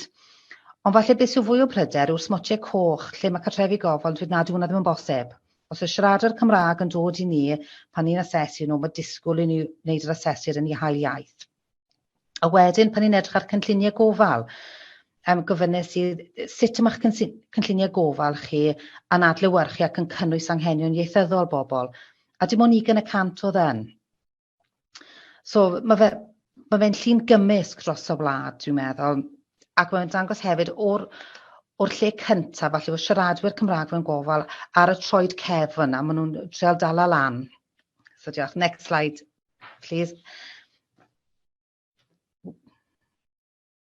Na fe, diolch, thank you. Ac hoffwn ni hefyd jyst gofynes iddyn nhw am Covid. So, beth oedd profiadau siaradwyr Cymraeg wedi bod yn cartrefi gofal yn ystod Covid, a pan ni'n meddwl am Covid a pwy mor anodd mae wedi bod i bobl yn byw yn cartrefi, i cael unrhyw ymwelwyr, ac i gweld teuluodd, ac i gweld ffrindiau, ac i cael unrhyw links ar byd allanol. A mae'r atebion fan hyn, gair am air be sgwennwyd. So ni'n gallu gweld mae rhai yn dweud na, dim yn wahanol, dim byd yn wahanol am siaradwyr Cymraeg. A wedyn mae rai eraill wedi dweud bod ni'n cartre Cymraeg a mae'r staff i gyd yn siarad Cymraeg. So ni wedi gallu cefnogi bobl yn ieithyddol. Mae un yna sy'n drist iawn am hwn wedi dweud, as stated, only one service user speaks Welsh, and nothing's been said regarding Welsh speaking in relation to Covid. A mae'n ei rhywun feddwl am profiad yr unigolyn yna a sut profiad mae'r pandemig wedi bod yn nhw. So mae'r llun yn un gymysg iawn fan hyn. So next slide, please. So be mae hwn yn golygu? Wel, mae fe'n golygu, a dwi'n meddwl bod pawb yn cytuno, mae angen fwy o ymchwil i profiadau ac anghenion siaradwyr Cymraeg o fewn gofal, a mae rhaid ni deall beth sy'n gweithio a rhannu hwnna o fewn y sector. So deall a rhannu. So mae gen i slide nesaf, so yn gofyn am un o cwestiynau, ond so we can go to the next slide, please. Cyn hynny, hoffwn ni just tynnu sylw chi at y sleidiau yma. Fel sydd dwi'n recrwtio ar y foment, yn debyg hanner dwi'n recrwtio am bobl hyf ymchwil, a dwi'n chwilio am siaradwyr Cymraeg hun sy'n byw yn cartrefi gofal i fod yn rhan o'r ymchwil, lle dwi'n mynd i cyfweld â nhw ynglŷn ble mae'r Cymraeg wedi bod yn bwysig iddyn nhw yn ystod eu bywydau, a beth yw'r wahaniaeth nawr. So, a dwi'n newydd gweld, mae yna typo yng nghanol hwnna yn y sleid Gymraeg, so ymddeiriadau am hynny, ond eisiau deall ble maen nhw wedi defnyddio'r iaith yn ystod bywydau a sut mae symud mewn i cartre gofal wedi effeithio ar ei ddefnydd o'r Cymraeg. So dyna ni, so diolch yn fawr pawb. Mae yna sleid arall, yr un sleid yn y Saesneg. Sorry, next slide please, a diolch yn fawr iawn i chi gyd. Diolch am gwrando, diolch. Diolch yn fawr iawn ti Angharad, dwi'n meddwl bod hyn wedi dilyn gwaith ymchwil Conor yn dda iawn ac yn danos alle mae'n haws egluro wrth edrych ar llenyddiaeth rhyngwladol faint mor anheg ydy'r profiadau. Mae yn frawychus meddwl os ydy'r ddwy iaith wedi cael statws cyfartal, pam dydy hyn ddim yn cael ei gynsidro pan mae bobl yn gofyn y cwestiynau lle. Felly diolch yn iawn ti Angharad, gwaith pwysig iawn a gobeithio fydd pawb sydd yma heddiw yn gallu helpu chdi recriwtio mewn maes sydd yn heriol i wneud, dwi'n gwybod, ond yn waith pwysig fel oedd Betsy'n deud cynt, lle mae'r lleisiau Cymraeg yma. Fellwch chi helpu Angharad i sicrhau bod profiadau siaradwyr Cymraeg ar gael. Angharad, ni di reid y manylion yn y chat hefyd so rwy'n gallu copio dy fanylion di wedyn. Diolch yn fawr. Felly, da ni symud ymlaen i'n siaradwr ola. Last but no means least, oedd yma'n dweud. Da ni hefo ein ffrind yn y Gymdeithas Alzheimer's Cymru, Hugh Owen, sydd o swydd pwysig a phrysur iawn o ran datblygu a sicrhau bod y polisïau yn gweithio yng Nghymru ac hefyd yn arwain ar y gwaith fel cadeirydd neu cyd-gadeirio y grŵp Dementia ar iaith Cymraeg. Da chi'n cofio fi'n sôn ar y dechrau am yr adroddiad, mae'r Comisiynydd a'r Gymdeithas wedi ariannu nôl yn 2018 a wedyn allan hynny ddoth yr grŵp yr is-grŵp yma. Felly, yn ychydig amser sgynnan ni ar ôl, da ni lawr i'r chwarter awr ola. Hugh, mi yna i basio'r awen i chdi a gawn ni sylwadau gloi wedyn gan Betsy, gobeithio. Right, no pressure. Diolch yn fawr iawn, Catrin. Prynhawn da pawb. Hoffwn i ddechrau i ddweud diolch am CADR am y gwahoddiad i siarad i chi gyd heddiw. Ddysgwr Cymraeg dwi, felly dwi'n siarad yn Saesneg heddiw. I want to do this quickly, and I'm a lot quicker in English at the moment than I am in Welsh, but I will try and get there as we go forward. So, as Catrin said, I'm going to be talking about the work of the group on Welsh language that exists at the moment in Wales. But I think it helps to set the policy context a little bit. And to do that, our story starts back in 2018 with the publication of two specific documents. The first is the National Dementia Action Plan, And the second is the 2018 report co-authored by ourselves at Alzheimer's Society Cymru and the Welsh Language Commissioner's Office. You've heard quite a bit about that already today. The National Dementia Action Plan contains one mention of the Welsh language in the main body, and there's no formal words on Welsh until page 31, part of Annex 1, which does a little bit about the active offer. Our 2018 report contains 15 recommendations covering a wide variety of sectors, from the Welsh Government, Senedd committees, all the way through to Care Inspectorate Wales, the health boards and local authorities. Some of the recommendations are, to be brutally honest with you, very, very basic. Some of them are things such as tracking people's language needs. You know, what language would you like to access your care in? It's something that is incredibly, incredibly basic, but something that's really not done widely across Wales, as Anghanad's survey showed in the previous presentation there. It sounds basic, but small things like this will make such a difference to providing and receiving care for people living with dementia. As part of our work on the report, we've started a Welsh language group, and there's many members of that group here today. Unfortunately, as all things did, work had to be paused due to the pandemic, but the group has now restarted and has become an official subgroup of the Welsh Government DOIG, which is the Dementia Oversight, Implementation and Impact Group. That group provides scrutiny and oversight on work the Welsh Government is doing to implement the National Dementia Action Plan. Work is ongoing with members of the Welsh Language Group to develop a robust scrutiny process and priorities for the group, ensuring that lived experience, so the experience of people not only living with a diagnosis of dementia, but caring for people with a diagnosis of dementia, is embedded in the group and everything the group will be doing going forward. Since the pandemic, the Welsh Government have published a companion document to the National Dementia Action Plan, which features 2 recommendations on the Welsh language. Those are utilising that Welsh language group to drive forward the recommendations from the report that was published by ourselves and the Commissioner's Office in 2018, and to commission research to further identify good normative data on Welsh language versions of cognitive assessments. You've heard about that work already today. As I was prepping last minute notes for this, I received an email to say that the Welsh Government will be delivering a statement on the 15th of February on the real living wage for social care workers, which will be delivered by Julie Morgan, who is the Deputy Minister for Social Services. I decided to drop that in there because one of the key things we've heard about today is workforce and workforce skills, and attracting people who speak Welsh into the caring workforce to enable us to provide the level of care for people using the Welsh language that they need. It'll be really, really interesting to see what comes of that statement, and you can rest assured if it's not good enough, we'll be on the case. Alzheimer's Society Cymru are also doing work on social care reform for Wales, which is being driven by the cross-party group on dementia, which is chaired by Rhysab Owen, the Plaid Cymru member of the Senedd for South Wales Central.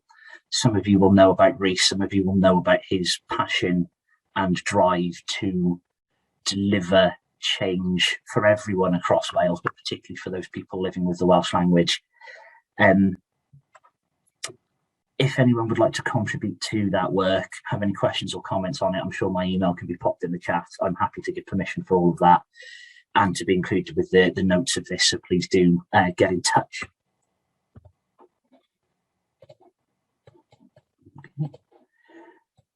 Obviously, as I've said, the pandemic had put a halt to this work, but we are gathering pace and driving forward with the work to provide solutions to some of the problems that have been raised today. There's been some stuff raised that you would think is very, very basic, but actually needs an awful lot of work in order to bring us onto an even footing across Wales.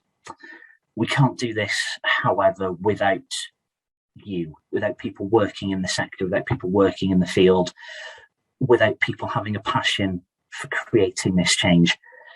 Please get involved in work around Welsh language. Coming today is a great step towards doing that. If this is the first event you've been involved in, keep going on it, please. Tell us your issues, tell us your solutions, and tell us what works for you when delivering care through Welsh. Or if you deliver care through another language and you think there's lessons we can learn, please absolutely tell us on that. If anyone's got any questions or comments, again, on the work of the Welsh Language Group or wants to be involved, please send me an email. I'm aware we want to get questions in, so I'll leave you today with this. In order to provide the truly personal care that policy sets out, it's essential that we not only enable but encourage the use of a person's own language when accessing services. It's this encouragement that is vital, as people may not want to waste our time by speaking in their own language, but as we've heard today, and we have no doubt seen throughout our work, care delivered in a person's own first language is often better and can enable the person to live a fuller life enriched by the care that they receive. My message to you today is this: encourage, encourage, encourage. Learn some basic Welsh and don't be afraid to use it. You never know what sort of impact a single word will have on the life of a person living with dementia. Diolch yn fawr I CADR am y gwahoddiad heddiw. Anfonwch e-bost I fi os ydych chi'n gallu cwestiynau neu storiaid neu unrhyw beth ydych chi'n meddwl gallu helpu fi ei helpu ni yn ei gwaith. Diolch yn fawr iawn heddiw. Diolch yn fawr iawn I ti, Huw. Wedi llwyddo I grynhau y sefyllfa fel y gymau o ran y polisi ag yr gwaith yn dilyn yr adroddiad yna yn gryno iawn. Da ni'n gwerthfawrogi dy ymrwymiad I ag dy ymdrech a dy ddefalbarhad dros bobl sy'n byw efo dementia gyfalwyr, ond hefyd siaradwyr Cymraeg yn benodol. A ni wrth yn boddau bod ti'n dysgu Cymraeg ac bellach yn siaradwr Cymraeg, ond wedi siarad yn gyflym yn Saesneg I helpu ni heddiw. Diolch yn fawr. Dwi am ofyn, dwi'n mynd reid yr gwybodaeth I chi gysylltu fan yn uniongyrchol, daliwch I drydar, ond ga I ofyn I Betsi alle jyst reid chydig o sylwadau jyst I grynhau be mae heddiw wedi gyflawni as o gwbl.